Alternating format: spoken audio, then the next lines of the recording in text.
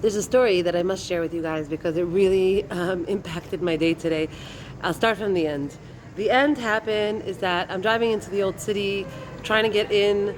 There's a gate that was down. I called my friend Chai Sarah. I was like, hey, how do I get into the gate? And as I'm on the phone with her like this, okay, I'm on by this gate, the cop came out of nowhere, bangs on my window and says, pull down your window. I pulled out my window and she's like, you're on your phone. You're not allowed to be on your phone. She's like screaming at me. And I was like, whoa, relax. Like, I'm just trying to figure out where I'm going. I didn't realize, I'm sorry. I didn't realize it was just like, in the end, she made me pull over and wait on the side. Okay, she makes me wait on the side for I was there for like a good 20 minutes, maybe a little longer. Fine. As she's doing her thing, writing up the ticket, obviously the first emotion that comes up for me is, oh my gosh, oh my gosh, oh my gosh. It's like 1,000 shekel ticket. That's a lot of money. And 8 points on my license. And I just went and I just did the whole driving course thing. And it was terrible. It was terrible to sit in that classroom 2 days in a row, not allowed to look at your phone, 4 hours with this teacher, like 8 hours really. In the end, she's standing on the side writing this ticket, and I'm thinking to myself like, this is so bad. Like, this is just so bad. Like, I'm so unhappy about this. I'm really frustrated about this. I'm really annoyed about this. And the best part of the whole thing, like the worst part really about the whole thing, is that I was on my way to go help my friend.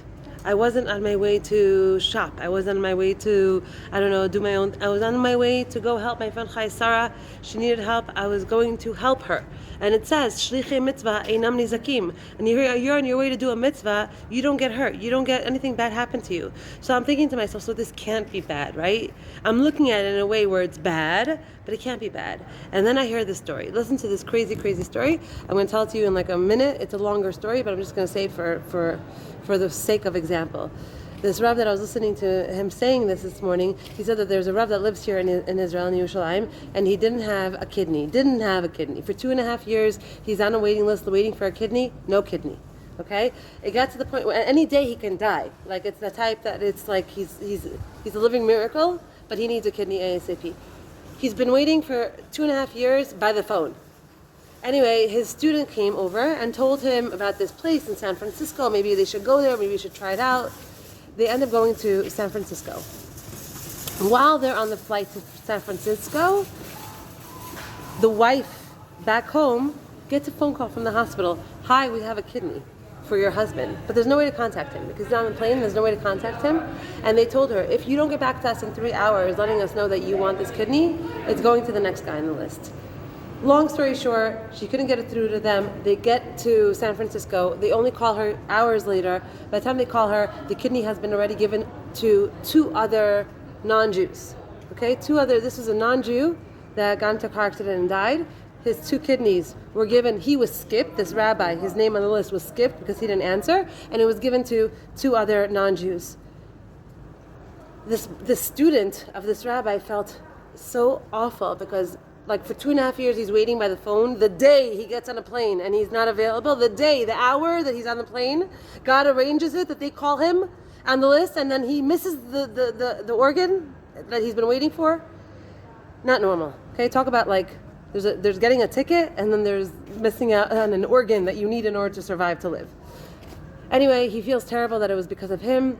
He doesn't want to tell the rabbi. They get to where they get to. The rabbi starts to notice something is up with his student, like, why are you acting weird? He finally tells him, I feel terrible, really, really terrible, because this is what happened while you were on the plane, and they called, and you missed it. Like, it was given to another 2 people.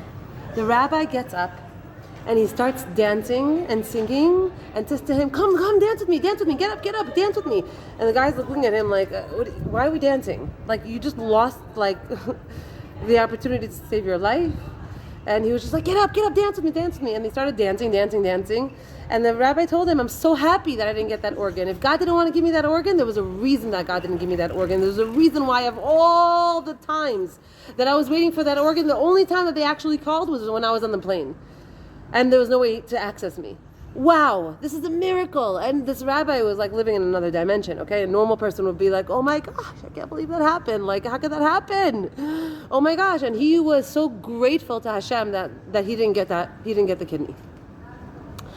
ended up happening was that in San Francisco there was a kidney for him, and he got the kidney transplant, and he did well. He went back to Israel. He went back to his family. The student that was with him, he was very, very curious to know what the story was with that previous kidney. And he called the hospital and he tracked down the story with that kidney. Turns out that both the kidneys that were supposed to go to this rabbi, the kidney that was supposed to go to this rabbi, both of them were given to other people, and both those people, unrelated to each other, died 2 weeks after the transplant. Why? Because there was a virus in the kidney that the doctors didn't know was there. They didn't notice it was there. They didn't check to see that specific virus was there. That virus was in the kidneys, and it killed both the patients. So when I heard the story in the morning, I was like, wow, what a story. And now I'm sitting here, right, at the Old City, holding my head. This lady's taking forever to give me this ticket. She's yelling at me also for nothing. At the end, I told her, it's fine. I'm going to pay the ticket. Just be nice. And there's a way to look at everything in life. You know, nothing that Hashem does is by accident. Nothing that Hashem does, not a crumb that is out of order in your life is out of order by accident. Not a word that someone said to you, not a comment, not anything. Okay, the fact that you're pulled over, nothing is accidental. Everything is literally divinely ordained, put in your life exactly when you need it, exactly when it's meant for you. I don't know why I got this ticket. I might never know why I got this ticket and 8 points on my driver's license. I don't know why. But all I know is that if he could sing and dance by not getting a kidney, then I could for sure sing and dance by getting a ticket. And I hope that was chizuk for anyone that needed it. Remember, there's nothing accidental. There's no cop. There's no doctor. There's nothing. There's no husband. There's no wife. It's God and you. And everything that He puts into your life and everyone that He puts into your life is exactly on your path for your best. So if you see it that way, you'll have a whole different experience here. Thanks for listening.